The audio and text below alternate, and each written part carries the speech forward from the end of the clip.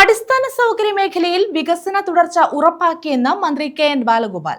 പുത്തൂർമുക്ക്, കുളക്കട എന്നിവിടങ്ങളിലെ ബസ് കാത്തിരിപ്പ് കേന്ദ്രങ്ങൾ, ട്രാഫിക് സിഗ്നൽ ലൈറ്റ് സംവിധാനം തുടങ്ങിയവയുടെ ഉദ്ഘാടനം നിർവഹിക്കുകയായിരുന്നു മന്ത്രി. ജനങ്ങളുടെ ക്ഷേമവും സർക്കാർ ഉറപ്പാക്കിയെന്ന് മന്ത്രി പറഞ്ഞു. അടിസ്ഥാന സൗകര്യ മേഖലയിൽ വികസന തുടർച്ച ഉറപ്പാക്കിയെന്ന് മന്ത്രി കെ.എൻ. ബാലഗോപാൽ.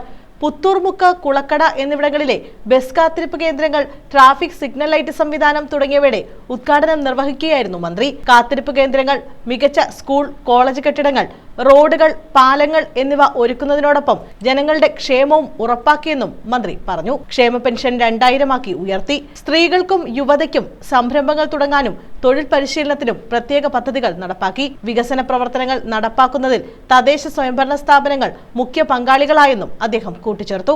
ഈ ജംഗ്ഷൻ ഏറ്റവും കൂടുതൽ ആളുകൾ വരുന്ന സ്ഥലവും കമ്പോള കേന്ദ്രവും വിദ്യാഭ്യാസ കേന്ദ്രവും എന്ന നിലയിൽ വാഹനങ്ങൾ വലിയ വേഗത്തിൽ വന്ന് അപകടം ഉണ്ടാവുന്ന ഒരു സ്ഥലം കൂടിയാണെന്നുള്ള ഒരു കാര്യം ദുഃഖകരമായിട്ട് പറയേണ്ടിയിരിക്കുന്നു. ഏനാത്ത് മുതൽ ഇങ്ങോട്ട് വരുന്ന നമ്മുടെ പുത്തൂർമുക്ക് വരെയുള്ള സ്ഥലത്ത് നല്ല റോഡായതുകൊണ്ട് വളരെ വേഗത്തിലാണ് വാഹനങ്ങൾ വരിക.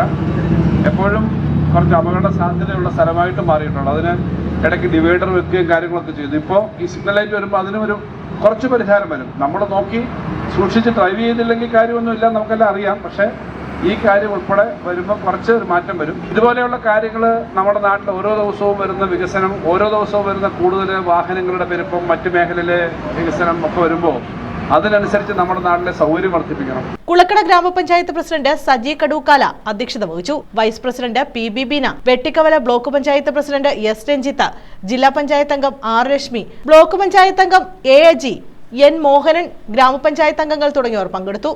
News bureau, Kundara.